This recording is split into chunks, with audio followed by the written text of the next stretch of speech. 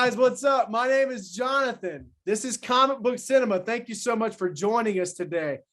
Today we have with us the Clutch King himself, the man that wears a ponytail like no one else, Mr. Jared Mayo. Hello. Thank you. And also we have the unfortunate Mississippi State Bulldog fan here, Mr. Luke Vineyard. RIP, shade unappreciated. There's always next year. I'm a professional mistake maker. And Mr. Grant Watley. The screen is now up and down rather than being sideways for some reason. I don't know. And today we are going to discuss Joker over the years, the different incarnations of Joker, whether it be in film or in animation. What is our favorite Joker? All that and more in today's episode.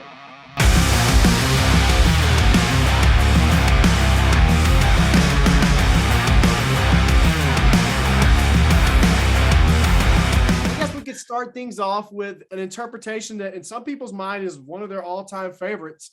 A lot of people like Mark Hamill, and they think that he voices the Joker really well. He voiced the Joker in the Arkham Asylum games, the Arkham Knight games, several different of those Arkham series. He voiced the Joker, and he also voiced the Joker in the animated series, and he has a very iconic portrayal of the Joker. So me personally, voice work for me is one thing, but actual performance and bringing the character to life is a whole nother thing for me. Personally, I wouldn't put Mark Hamill way up there or anything. For me, he's probably like close to the bottom. What do you guys think? He's good. I like him. I don't think he's the worst by far. I definitely don't think he's the worst, but he's also just a voice too.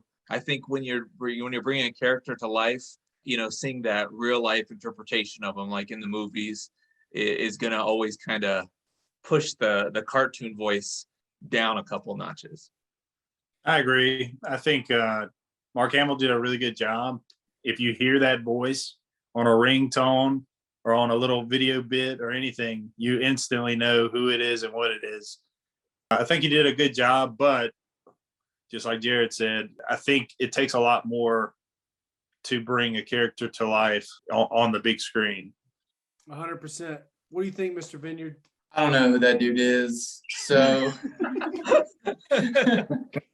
I'm gonna withhold opinions. Mark Hamill played Luke Skywalker in the Star Wars movies. Later in his career, he started doing voice work. He also played a minor role in a Flash TV series in the early 90s. He played another villain called the Trickster. Fun fact, that's who Mark Hamill is. So, yeah. Just Luke Skywalker? Yeah, Luke Skywalker. I think the next interpretation we should discuss is Jared Leto. Jared Leto mostly is panned and hated by most fans. There are a small core group of fans that think that his interpretation was unique and he brought a lot to the table. Well, I'm in that core group. I respect Jared Leto as an actor. I think he's a great actor. And he literally... Before you go on, is that related to him being in 30 Seconds to Mars or not? Possibly. Great vocalist. And, when he transitioned to acting, the guy has got great acting chops. I think that he probably felt very intimidated, rightfully so, after following the best Joker of all time. You can see right there in Grant's screen, Heath Ledger. He didn't want to try to be just like Heath Ledger. He wanted to do something completely different. He wanted to take elements from Jack Nicholson and from Heath Ledger and all the different Jokers and try to combine them creatively. It was not his decision to have tattoos, and even though I didn't mind the grill, but the tattoos were a little on the nose, especially the one that was right across his forehead that said "damaged." So I can totally get why people don't respect and appreciate Jared Leto's interpretation. But I think that there was potential there for sure. What do you guys think? Jared Leto was not good at all. He sucked. I think he's a good actor in some movies, but he has a very specific role that he plays. And he plays that really good. But when he steps out of that role, like you said, trying to play every Joker, take aspects of every Joker, it's like taking a bunch of different color Play-Dohs and putting them together and you just get a gray ball of crap. It's I just couldn't get over his cheesy lines. And when they're in the helicopter and he's like, "It's just me and you, honey." I lost it on that. I lost it. Okay, honey, it's me and you. Let's do it. Which is not necessarily Jared Leto's fault, right? I mean, he didn't write the lines. Right, I tend to agree with you, John. I thought that for sure. I actually thought, making him a more modern approach to the Joker was kind of an interesting idea. I agree that there was potential. The execution was so I totally empathize with the idea that I'm all about like trying to take these characters from different angles. I think there's a lot of things you can do with it. That said, I agree. It was pretty. Suicide Squad was pretty much garbage, the first one. I thought the second one was better, and he wasn't in it. I will say his performance, and I wish it was on when you guys talked about Suicide Squad, because I had some comments about that. But anyway, I'll go back to this. I did not prefer him in just was it the Schneider cut? That was honestly the worst acting I've ever seen. Like even like seeing people in acting class or something like that was trash. You mean with Jared Leto in that film, in the little post-credit scene or whatever? Yeah, where laugh he does. Corny. I can't imagine anybody professionally or like even in any setting doing that as a human being. Like even people with schizophrenia. That was appropriate for the other rendition by the newer Joker than the one in that movie. But yeah, I enjoyed the different take by Jared Leto as an idea. Like when I saw the credits for it, I thought Suicide Squad was gonna be really cool. I had high hopes for it, but no, it was trash. Hey, don't forget, there was a lot of his performance that was left on the cutting room floor, which is why we're getting a lot of requests, demands from the fans that they release the Ayer cut, which was his original vision for the film. Similar to the situation that we had with Justice League. A lot of stuff was changed and taken out, and when we got the final, or the way that the director envisioned the film, it turned out to be a way better movie that made a whole lot more sense. So I think that there was a lot left on the cutting room floor that we did not get to see from Jared Leto. And I hope, hey, I'm starting the hashtag right here, guys. Hashtag release the Ayer cut. I want to see it. Hopefully there's an entire other movie filmed, because the one that I saw was garbage, but that's my comment. It definitely was. What do you think, Jared? Is that your favorite Joker, Jared Leto? Oh, absolutely. Like, I mean, that is the embodiment of everything that Joker stands for. What Jared Leto did, like, absolutely. No, that was total junk. And I think that his representation of Joker was the perfect storm for getting away from the source material. And that's what happens when you get away from the source material of who Joker is. You could have just called him like Tattoo Man and had him be a villain, or like terrible villain character, but it wasn't the Joker. You can't take Wolverine and cover him in tattoos and make his hair green and make him emo and say, yeah, Wolverine. No, that's just not who he is. They gave Spider-Man a skateboard and made a whole movie on that, and everybody loved it. Everybody did not love it. A lot of people did. It did okay. Yeah, it did so well that they didn't even make a part 3. I mean, if Luke is going to be defending Jared Leto Joker, I feel like this episode is over. I think like we're all done. I'm not defending him, but the idea that like putting tattoos on a character ruins him, I think is all. Oh no. Oh, okay. Well, if I was putting out that tattoos is all that ruined him, my bad, because it was his whole performance was terrible. The whole thing was awful. And like you said, he plays a lot of the same character all the time. Like The Rock. There's this picture going around right now, and it's got The Rock in 4 different movies that he was in. And it looks like he's in all the same movies because he's wearing a similar outfit. He plays the exact same. Ryan Reynolds always plays the same character. Jared Leto.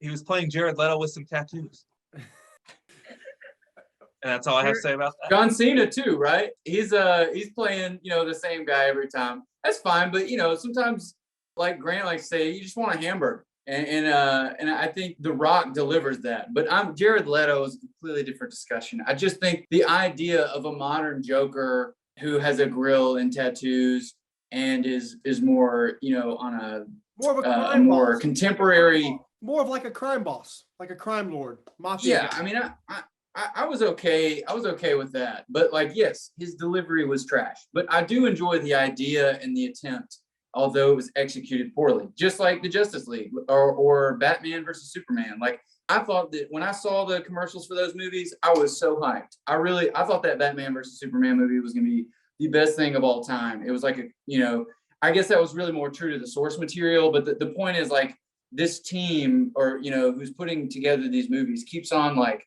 having what I think are good ideas, but when we get to deliver, when the Amazon package shows up, there's a turd in it. I mean, it's just unfortunate. It's like what Grant always says: when you take all these different colors of Play-Doh and you roll them together, you still get a gray ball of crap. Yep. Hey, so you keep using the same colors, you're going to be staring at a very boring palette. So, creativity. That's the whole Dark Knight Rises, right? I mean, like we got an entirely new genre of superhero movies kind of from that, right? Like it's cool to take these superheroes and bring them to new places.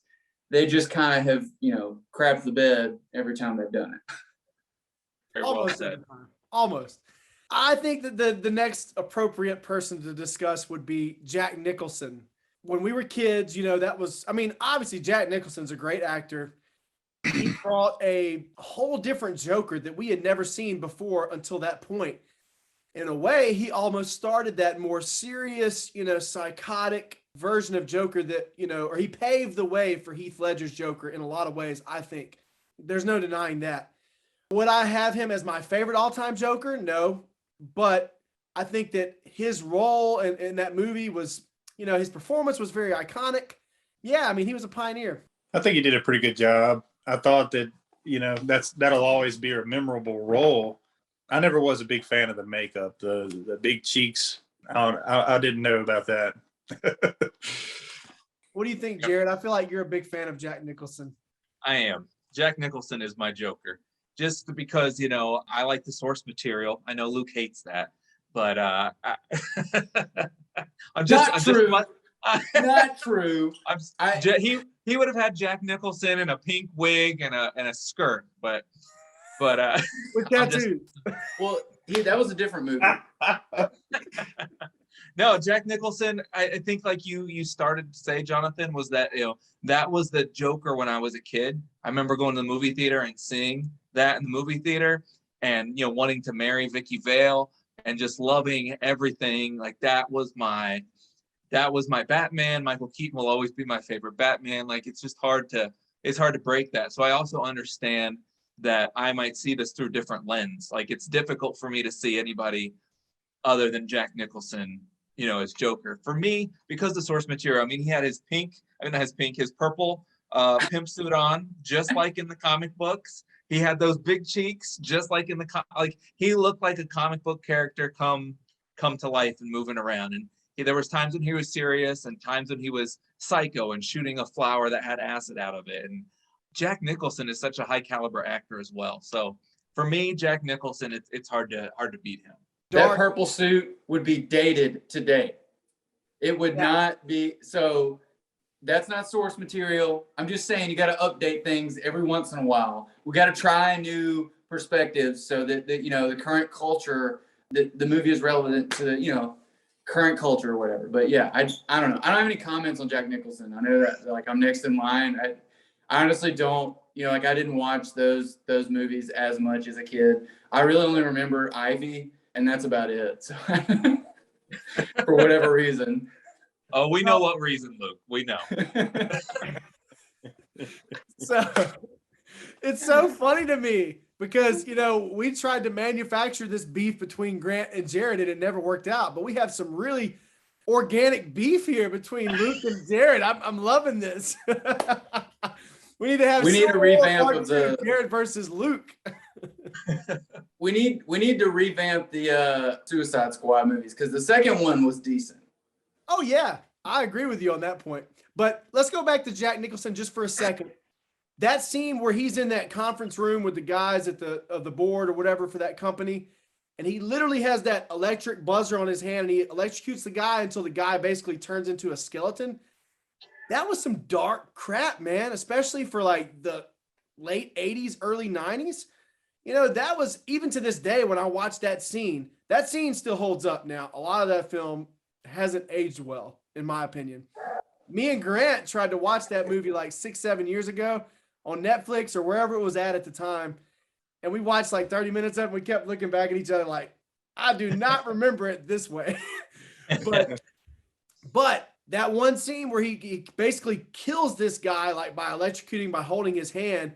And then he's making these dark jokes afterwards. Like he's like, I guess he was a little hot under the collar, and like tightens the guy's tie. I mean, he does some dark, twisted stuff, I respect Jack Nicholson's performance as the Joker a lot, but he's not my favorite, like I said, personally. So let's fast forward to modern current day Joker for just a second. Joaquin Phoenix. Performance-wise, there's no arguing that he did a terrific job as the Joker. I mean, it was, in a lot of ways, that film was too heavy to me. I didn't like seeing a Joker in a world where Batman does not exist to thwart his evil doing. The way they framed it too, yes, they made it very realistic in the fact that this particular Joker did not laugh because he was psycho or thought things were funny or whatever. He was laughing because he had this condition that he couldn't control his laughter, and he would laugh in really awkward or uncool times to laugh. The way they explained that and his interpretation, performance-wise, he did a great job, but I didn't like the film because it was very dark and heavy for me personally. Performance-wise, you got to have Joaquin Phoenix up there in your top 3, in my opinion. What do you guys think? I never saw it. Really? Nope. Wow. Hey, you didn't even know who Luke Skywalker was. What are you talking about? Here comes that beef again. I know who Luke Skywalker is. I'm don't know just the actor who plays him. I'm just messing with you, man. I mean, I'm just messing with you. Is Star Wars even that like big of a franchise? So Joaquin Phoenix, that movie, I have to say like that wasn't a superhero movie or a villain movie. That really was. I don't really even put that like with the comic book movies, because that was really a story about mental illness. Like I didn't. I feel like it was a bait and switch, honestly, a little bit. I don't think anybody enjoyed that movie. And not to say that it wasn't a good.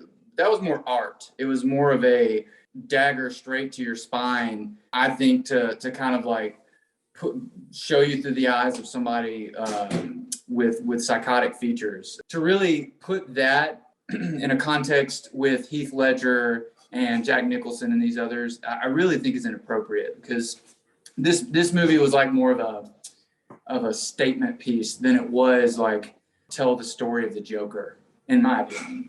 I can see that argument. What do you think, Grant? Of course, Joaquin Phoenix is an awesome actor. I mean, he's up there with Leo and Denzel and those type of caliber of actors. I think he portrayed it really well. He did an excellent job at his role, but I can't really see that translating to someone Batman would fight, really. I mean, it maybe with somebody with the right vision could do it. I just can't see it. I think it was a good solo movie, but I don't see how it would play into being like the villain of Batman, really. I think it was kind of like, I don't know, if you're watching a Superman movie and you watch Clark Kent do his day job or something, he might do a really good job at, playing the role, but the movie itself, I felt like it wasn't a part of the comic book universe, I guess you'd say. I felt like it was just like a serious story about this guy with mental illness. A very dark and twisted tale that, honestly, I haven't went back to watch that movie. That's the only like superhero movie or comic book movie that I have never went back to watch for a second time, if that tells you guys anything. But yeah, I mean, like Luke was talking about, it's basically an art piece on mental illness. And I really didn't like how the the movie, the angle that it comes from, it's trying to get you as an audience member to sympathize with the Joker. And yeah, I didn't like it. But performance-wise, there's no denying that there's some moments in that movie that are really like memorable, and he definitely does a great job portraying the Joker. I think that for me, he would probably be number 3, right underneath Nicholson, which is my number 2. That brings me to the next Joker of discussion, Heath Ledger. This guy, and maybe because Luke and I are a little bit younger than Jared, I'm trying to stir that pot. Trying to stir some more of that manufactured beef and get you guys heated again. So you start doing this. No, but that came out right at the end of my high school career, 07, 08, right when I was starting college. And seeing that movie in the theater for the first time, there was a lot of hype for the Joker, and people were already praising Heath Ledger. This was right after he passed. I was thinking like, okay, he's probably getting a lot of sympathy because, he just passed away, unfortunately. But when I went to go see the film, I was blown away, like absolutely just knocked out of my socks by his performance. The improv, the way that he would lick his lips and stuff, there was just so many elements and aspects to his performance and the things that he said and did and how he said and did those things. This was the first truly like agent of chaos Joker. This guy was a complete and utter psychopath, and you really felt that come across through the screen when you see his performance. For me personally, I think that Heath Ledger is the best to ever do it, and I don't see anyone topping him, at least for a really long time. If someone ever does top him, maybe it'll be when Jared will probably already be gone and left us at that point, and I'll be holding a cane. Hugh Jackman can star in the next X-Men together. Yeah. But that's Jared, go ahead. Tell us what you think, man. Well, Jonathan, I would like to compare our cholesterol and our blood pressure and all of the health markers to see who is going to be here longer than the other one. How about that, man? How about that? You talking about VLDL or LDL? Yeah. Which cholesterol are you most concerned with? 'Cause I'm not really. that's a discussion I'd like to have. I guess I just have to preface it is that, I'm very much a superhero guy. I like to see a cape and bright colors flying across the screen and shooting lasers out of your fingers. So the Batman trilogy, the Nolan trilogy, it was never for me. So I just have to put that out there, okay? Preface it. So I think that's a huge part of why Heath Ledger just never really sparked Joker for me, and Jack Nicholson did too. I like that bright purple pimp suit. I like the bright green hair. And Heath Ledger was very much a dull, scraggly green, a dull purple, and it was very much muted colors. And I guess I'm just an aesthetics kind of guy. I don't doubt that he can act. He was a brilliant actor. He was great at what he did in the stuff that he did. I can remember he was in the Taming the Shrew when they redid that movie, 10 Things I Hate About You. Yeah, he was in that. I'm dating myself. You guys probably weren't born when that came out or whatever. No, I was. I love those movies. A Knight's Tale too. That's another good one. Yeah. So he's a great actor. He just wasn't Joker for me, but I can definitely appreciate how everyone loved him, and it makes total sense for me that people just see that he knocked it out of the park. I think you and I are close to the same age, Jared. How old are you? 28. That sounds good. We'll be 28. I'm 39. Really? Okay, so I'm 33. So you got a little bit on me there. Yeah. It's just fun to grab that low hanging fruit. Especially I'm sure Jared would like it a lot more if it had a bunch of jokes like Thor Ragnarok in it, right? Oh, Grant? Oh, here we go. Now we got a three-way dance going. Some more wrestling terms for you, Jared. What do you think, Grant? Hey, you already know Heath Ledger's the best Joker. He really got into the role. When he enters the room, it instantly gets serious. You instantly want to see and hear every single thing he's going to say. And you notice all of the, really aesthetically unpleasing things that he does. He was just a great Joker. I don't see anybody surpassing his performance. It was just too good, in my opinion.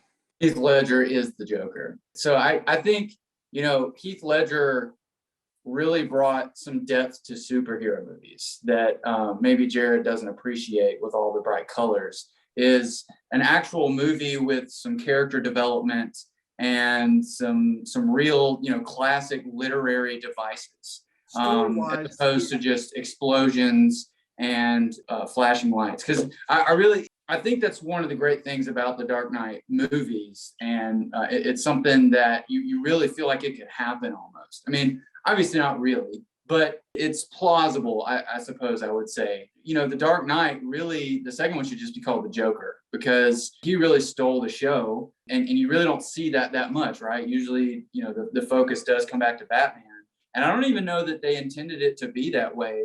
I haven't listened to any like documentaries or interviews with him, but Joker, I agree with Grant. I wanted to hear everything that Heath Ledger had to say, and I never knew what he was going to do.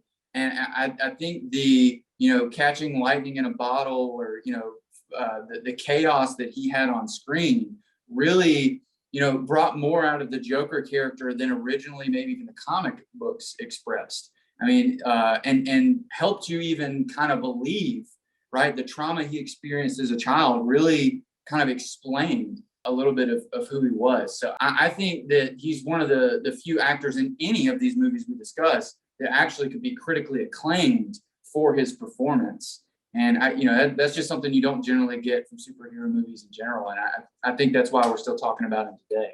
I agree 100%, man. Films are subjective, but I will say this: it's rare that you find. What is it? He was objectively good, but yeah. I mean, I think that most people would agree that that's, if not their all-time favorite, for sure, like top 2, top 3. And that's the thing too. Like my dad, he likes the Adam West Batman, even more so than Michael Keaton. But in his day, when he was a kid growing up, it was Adam West Batman on TV. Yeah, we're going to be more biased towards what we grew up with, for sure. It's easier the older we get to be like, well, I don't like the way that they look, or I don't like who they decided to cast. It's easier to be more of a critic and more picky the older we get. At least that's in my experience. I'm a grumpier, more old man now than I was 10 years ago. And also the nostalgia thing too, like we were talking about in our last video with Tobey Maguire coming back as Spider-Man. There's just something special about, that first time we as an audience see something. We have Cesar Romero, as he played Joker as well. We need to talk about Cesar Romero for sure. I'm probably not someone that's good to talk about that version of Joker because I don't have as much of an appreciation for Cesar Romero's performance. I think that he was the first one that's ever done it like in a big way on the screen like that. He was a pioneer in a lot of ways too, similar to Nicholson. But personally, I think that most any cat from Hollywood in that era probably could have pulled off, like a stage actor version of Joker in the way that Romero did. But like I said, I don't have a deep appreciation as much as my dad or, some people like Jason Galt. He's been on the show a couple times. He loves the Adam West Batman. But what do you think, Jared? Let's talk about Cesar Romero. Yeah, so I mean, I was just a young boy when the Batman show originally started in the 60s. I remember growing up, seeing all that stuff. So that was really exciting. But Cesar Romero was like, they ran the reruns after school. So I would watch Batman, and I thought it was really cool. Like Cesar Romero was like a top caliber actor, Hollywood actor back in the day. He was very, very expensive to do anything. And so like he wouldn't even shave his mustache. They just painted white over his mustache. I know, I like that. They wanted that name recognition for their little TV campy show. So, yeah. I mean, that takes some chutzpah, to do. Just like Burgess Meredith that played the Penguin. He also played Mickey in the Rocky movies. Yeah, you see Eartha Kitt as Catwoman and like all these, Frank Gorshin, like these guys all had big movie roles in other TV shows, and they would show up for this little superhero show every week, film their episode, and then head out. So that's probably a whole nother episode as well. But I thought he was a lot of fun and cackling and yeah. What do you think, Grant? Don't ask me. I guess I'm with you guys. I never really watched him a whole bunch. I don't think it's fair for me to judge anything about it. Are you in the same boat, Luke? I didn't know who played Luke Skywalker. You think I know who this guy was? Yeah. Guys, thank you so much for joining me today. It's always a pleasure to have you guys on. Jared, you're a friend of the show. We love to have you back. Luke, you're always a entertaining individual and unorthodox maybe sometimes, but definitely entertaining.